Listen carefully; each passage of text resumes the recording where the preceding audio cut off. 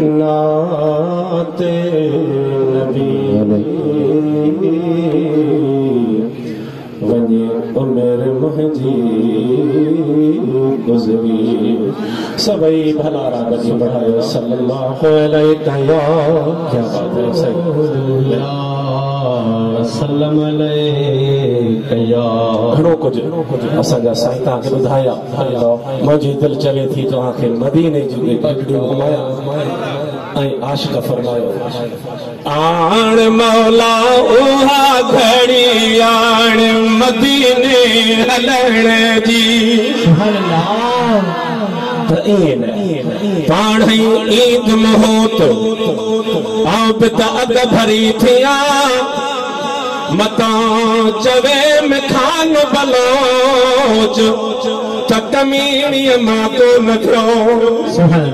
ए जॾहिं मदीने जी ॻाल्हि ॿुधाई ओ त मदीने में गुनहगार धोपजनि था वरी ॿुधाई त अमड़ जे पेटां नौ ॼाओ त पोइ दाह इहा निकिती आण मौला उहा घड़ी आण मदीने हलण जी आण मौला उहा घड़ी आण मदीने हलण जी याद आई हमें यार जी हमसे लगी सारेदार जी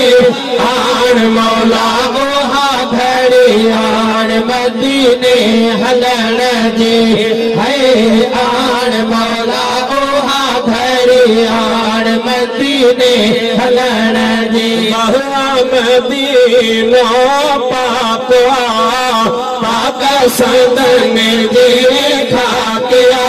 है वहवा मदीना पाक पाक सदन जी खाकिया है हाथ जे राहोदार जी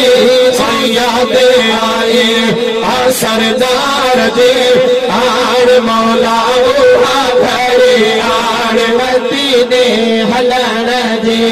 है आण मौला उहा घड़ी आण मदीने हलण जी आई सखी मोरे जा खुदा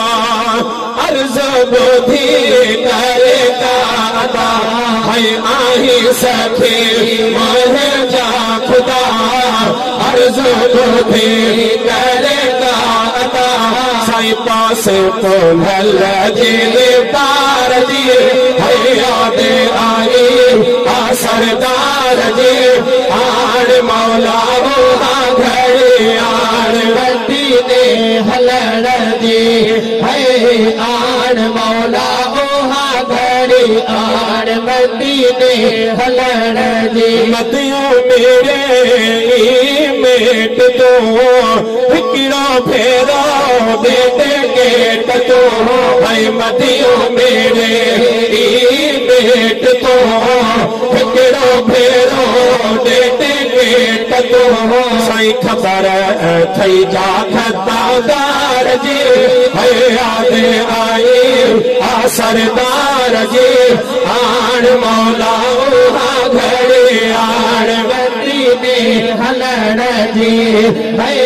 आण मौला उहा घड़ी आण मदीने हलण जी थींदे जुदा पहिरियों साल थियो माधो वीरल के लाल थियो थींदे जुदा पहिरियों साल थियो माधो वीरल के लाल थियो साईं खोल तरीका दीदार जी है याद आए सरदार जी आण मौला उहा घड़ी आण के लारियो भरियो मदीने हलिया वञो मदीनो पर रड़ियो थो करे